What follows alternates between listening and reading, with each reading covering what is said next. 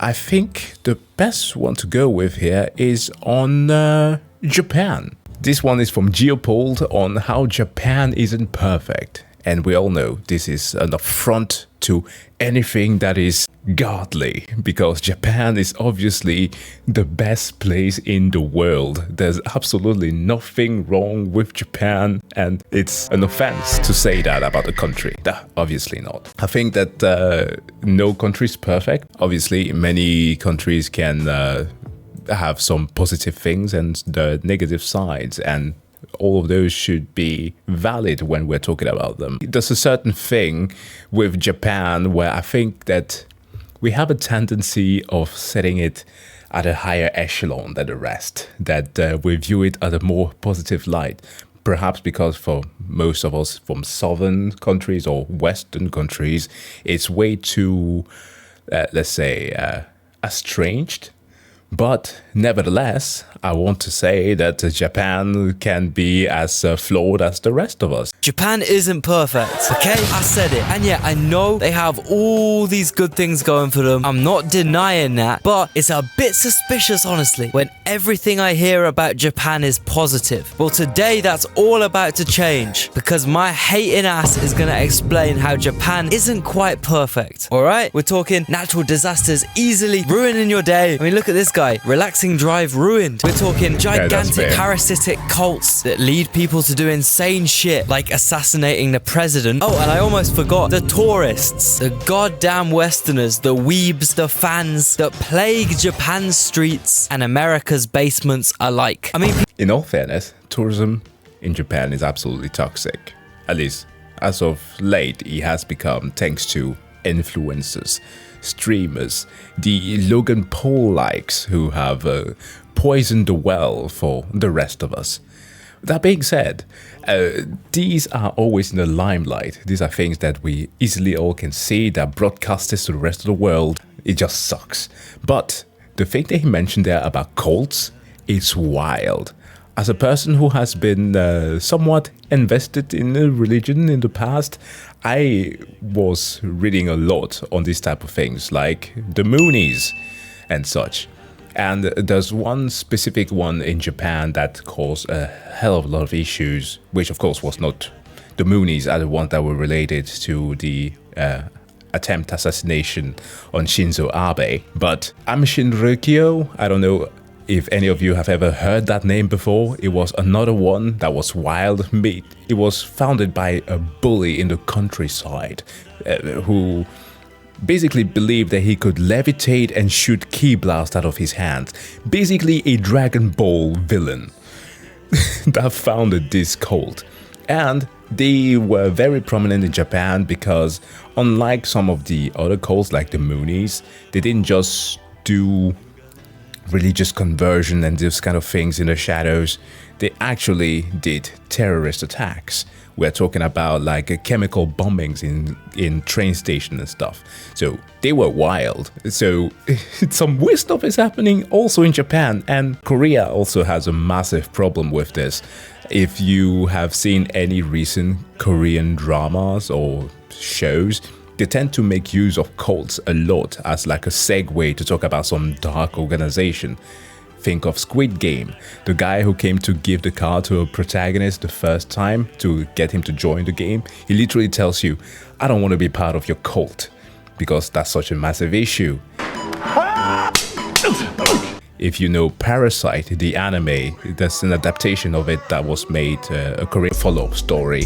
And this one also take into account a cult. Like, they do that way too often. America's basements alike. I mean, people literally get online stardom from just being awful tourists in Japan. Yeah, these guys really put the pan in Japan, because I imagine the majority of locals want to just get a pan and knock them unconscious. Actually, in Japan, taking matters into your own hands might not be the worst move, honestly, since the Japanese police are so inept and ineffective. So many crimes go unsolved in Japan, unless they see you jaywalking or littering. It's like the only two crimes they actually care about solving. Bruh. Anything else is guaranteed ending up on a top 10 creepy unsolved Japanese police cases. Yeah, sort of. But isn't that just making it a little bit too simplistic? Do you guys know Joey from the Trash Taste podcast, The Anime Man? He covers a lot of strange things going on in Japan, especially within the manga and anime industry. And there are always some weird that the police does with regards to investigations. So I kind of get it that they are not that efficient sometimes. There are a lot of things that end up being unsolved, but I just think it has something to do with jurisdiction that it's being weird. You know how in Japan, actually, there's a whole thing about you literally being guilty until proven innocent, in the way that they can hold you in a jail cell for a very long time without having any proof of wrongdoings. So that's why an individual like that Johnny Somali dude, awful content creator, was speculated to be held in Japan indefinitely. I understand this, but it's kind of a cheap jab. This narrative, which really plays on the traditional emphasis of pride and honor in Japanese culture, that if you aren't dedicating 110% of your life to working and therefore rebuilding the economy, you're a traitor and a disgrace to your entire bloodline, and you essentially don't exist as a human. Whilst this did play a big role in rebuilding the economy, it also had such a massive impact on Japanese work culture and was able to spiral so far out of control that now your typical daily routine as a Tokyo businessman includes sitting in a cramped booth to endure 12 hours of frantic amphetamine-fueled work, then collapsing on the metro out of sheer exhaustion or alcoholic escape. Okay. Work culture in Japan is another thing. I understand that they created a great thing that made the economy boom, but like they should have regulated it as it increased. Literally. During the pandemic, as people at least saw that perhaps it was a nice thing to let workers take a day off or at least work remotely, because that would have motivated them to do other things and come back to work feeling refreshed. Such thing as the 4-day work week was adopted, and many implemented it to their workplaces, and they saw how successful it was. Funnily enough, that originated from Japan. There were Japanese companies that were employing that to motivate their workforce.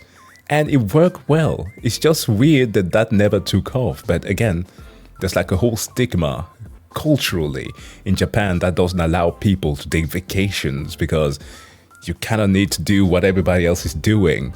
I do believe that there's an actual term for it. From the very few Japanese lessons that I took, because, you know, everybody has a little bit of weeb in them. Is it called Wago? Or something like that? They're always on the grind, that's true, but they should be able to take it easy, because that is literally affecting them and killing them. Waking up the next morning deep in some random suburb, slapping some cold water on your face and doing it all again. And this is totally accepted and even kind of rewarded in Japan. For example, it's common when you see one of these passed out businessmen to leave cold water beside them in some kind of ceremonial circle, so that when they wake up they can freshen up and get Chakras. back to crunching them damn numbers. I will admit though, this does pull on my heartstrings a little bit. I mean, if you pass out on the street in the UK, you're getting robbed, pissed on, teabagged. Best thing you're gonna wake up surrounded by is a bunch of pigeons pecking at your nose hairs. But yeah, if there's one thing I can't fault Japan for, it's the honest friendliness and hospitality in their culture. I mean, Quick thing, you just mentioned, Jail, the Japanese thin body culture. Is it factual that they actually have a quota of how large your waist should be so that you can receive healthcare? I do believe that I read that somewhere, because random facts like that don't just jump in my head for no reason. Few moments. Yes, they actually have one. I wasn't capping. So, the government has established healthy waistline threshold for adults aged 40 to 74 years old, which came into effect in 2008, and these measured annual checkups. So, the threshold for man is 33, 5 inches. Oh my god. So, yeah. You are absolutely right bringing that up. You need to have a slim waist in order for you to get certain health benefits. Which, by the way, the Japanese health system is top of the line. And that's probably one of the things that is fucking up with them, because they're not having kids, but older people are still around. So like, you don't reproduce, everything is just on the decline, although you are very good at what you're doing. Also, just an extra small fun fact. Do you know who the first to be recorded weeb is in actual history? I do believe that it's a guy called Patrick Hearns. Let me search him up again. Patrick Lafcadio Hearns. Patrick Lafcadio Hearns.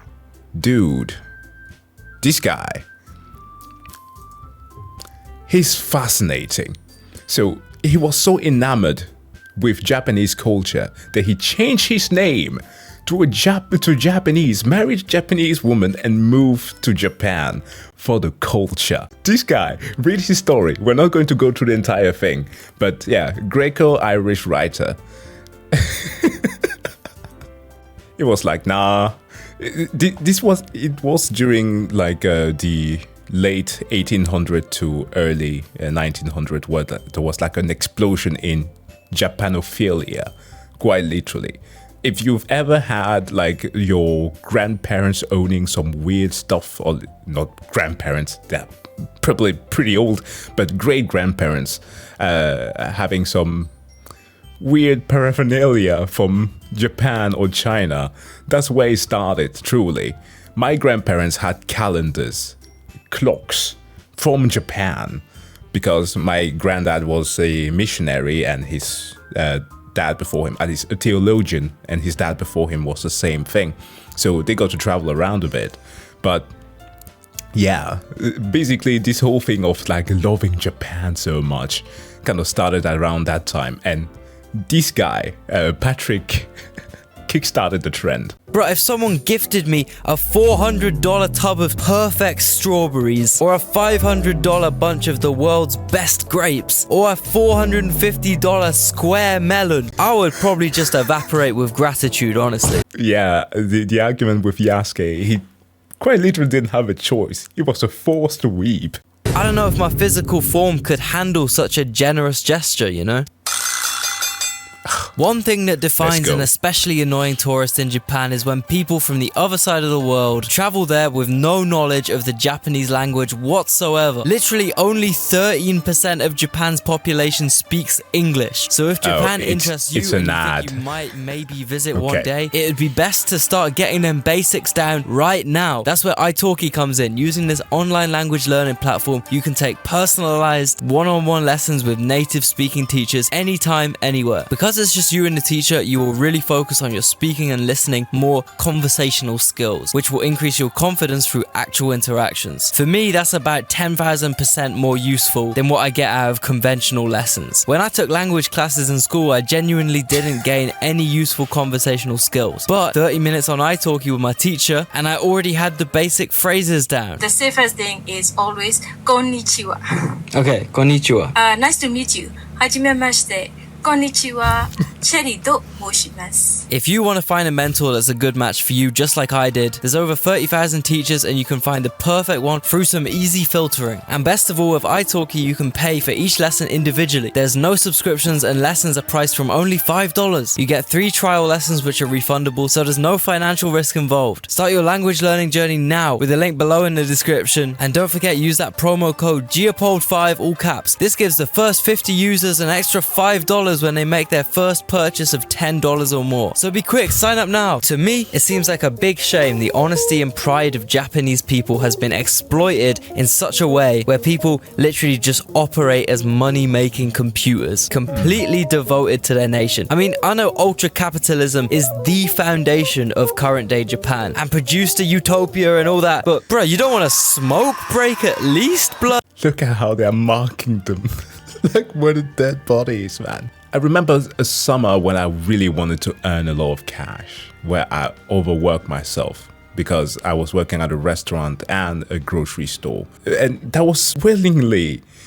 that was willingly done. You cannot have something like this. It's wild. Also, like one day, I think there was this guy, because the algorithm can be kind of nice to you, a 50-year-old Japanese man who made a video about how he was worried about his future in Japan because of like economical situation, stuff like mortgages, because he was 50 and had like very, very young children, since that happens late for some of them to actually get smushing because of how much the work culture fits in. So it makes perfect sense. Imagine having to work this much and then having to interact with people in the daily. That's not possible. And then having to create interpersonal relationship with another person. Like, I don't endorse the whole thing of people being secluded and literally becoming hikikomori, because those are people who literally do not want to partake in society because they found it to be too hard or too complicated or whatever. But I understand how you can literally not socialize when you are not flexing the muscle that is human interaction, because you need to do that in order to know how to speak to people. Foundation of current day Japan and produced a utopia and all that, but bruh, you don't want to smoke break at least, blood? This robotic hard work sentiment over generations has spiraled so out of hand that now holidays and time off in general are like low-key taboos in Japan. Less than 18% of people take their annual paid leave off, which is insane. If you're Japanese, there's a higher chance you'll die of a stroke or a stress-related physical condition than in... I also want to point out, as Jail is saying here, that obviously things have gotten better. But I think that this is set in contrast to, well, I guess the rest of the world. Other Western countries. Plus, Japan literally invented its own form of heart failure, known as Takotsubo cardiomyopathy, I think, which is essentially a month-long heart attack caused by extreme stress that is usually cured by just chilling the fuck out. This is such a big problem that Japan is literally begging its citizens to go on holiday more, because not only are workers dropping dead from stress, also their airlines are failing because no one uses them. But by far the biggest problem this toxic work culture has created is what I like to call the minus 100 Riz pandemic, also more formally known as population collapse. Essentially, because so many Japanese citizens spend so much of their energetic youth completely locked in and not out there cheating, basically young people are starting to have really trash social skills. So they really don't be making babies like that. Each year the amount of marriages significantly falls. And it's even been reported that currently 70% of men in their 20s in Japan have no spouse or partner. Even the couples that do exist are kind of brainwashed to only think money, money, money. And I don't know if you know, but having a kid costs a lot of money. Therefore, straight up, no one is having any babies. And some companies are having an absolute blast exploiting loneliness in Japan. Whilst... Yes, absolutely. Every single one who are making adult entertainment to all of those that allow you to have like what are they called, host cafes, so that you can rent a girlfriend for like 3 hours. Before they just made fortunes selling sake. Now it's leveled up. I mean, it makes a lot of sense choosing an anime pillow or an online digital waifu over an actual human when you spend 12 hours a fucking day in a tiny office crunching numbers like Cheerios after a night out. To add to this problem though, Japanese healthcare is kinda just too good, and Japanese people are kinda just too healthy due to their traditional diet, the cleanliness of cities, and simply their genes. But why on earth is that a problem? Well, it means lots of old people, and I mean fucking shit tons of old people. 1 in 10 people in Japan are 80 or over. Over 30% of Japanese people are 65 plus. Compare that 30% to the USA's 16% and China's 11%. You can see how insane and unprecedented that is. Wow. What a shot to stop at. I did watch a Netflix documentary on Japan by night that was actually pretty interesting on a bunch of different things, where there was this granny that was 80-something-year-old who had a cafe. No, like yeah, was it a cafe? At least like some kind of food store or something that she had during the day, and at night she was a DJ. I was like, wow, I did not see that coming. So yeah, longevity is definitely a thing that they have. I think last year during a stream where we talked about the not male, but just the overall loneliness epidemic, one of the solutions that the video maker proposed was one of the model that was showcased in Japan. Because firstly, as for mentioned here by chat, they don't really take mental health that seriously in certain things.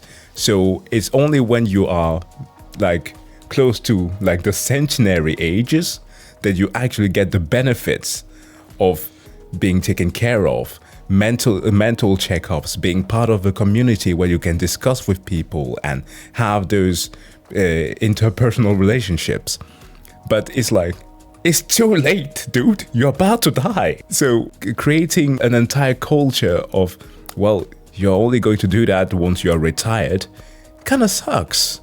And unfortunately, as we know, old people die more than young people. So as less Japanese babies are born, but more Japanese old people die, the population is absolutely collapsing. It went down by 800,000 last year alone. Now, usually countries don't fare amazingly with big population declines like this, but it's especially bad for countries that are so reliant off massive, consistently growing domestic urban workforces, a bit like Japan has been for the last 80 years. Japan's whole business model completely falls apart with population falling and average age getting older because old people retire and don't generate money for the state. Actually, they do the opposite. Japan's social welfare spending is set to rise 60% by 2040, and to fund that, Japan is going to have less young, dedicated, taxable workers than before. In 2010, there were 128 million Japanese people. By 2056, we could very possibly be looking at it dropping below 100 mil. See, the problem with relying on your country's individuals to act as money-generating components within some big fuck-off engine is that if those individuals stop multiplying like they used to and start dropping dead from stress, you end up with less components but the same big engine. And you can't run an engine with half the required amount of pistons or valves, can you? For example, property recession. Less people, same amount of houses. More supply, less demand. The market is crashing. That's just one of thousands of examples of how population decline is abysmal for Japan's economy and its fucking 92% urbanized population. Now, the Japanese government...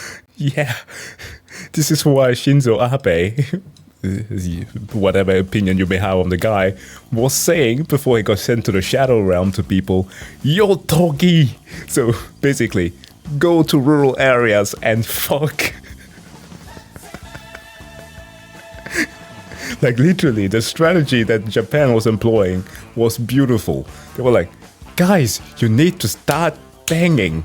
Knows all this, and they're now desperately trying to backtrack and decrease the wide-scale urbanization they were so frantic to create half a century ago. They're offering millions of yen to young people in return for them moving out of Tokyo and starting more rural lives. They're launching advertising campaigns intended to get young people out drinking and improving their social skills. They're doubling spending on childcare and considering literally giving new parents cash payouts. And funniest of all, they're funding adverts on TV, which essentially just promote banging. And I do think it's pretty hilarious that all those years of forcing notoriously cold, harsh, robotic, strictly profit-focused values down Japanese people's throats just led to the government desperately running ad campaigns promoting partying, sex, and farms. Exactly what they were originally trying to discourage. Fucking awesome, man.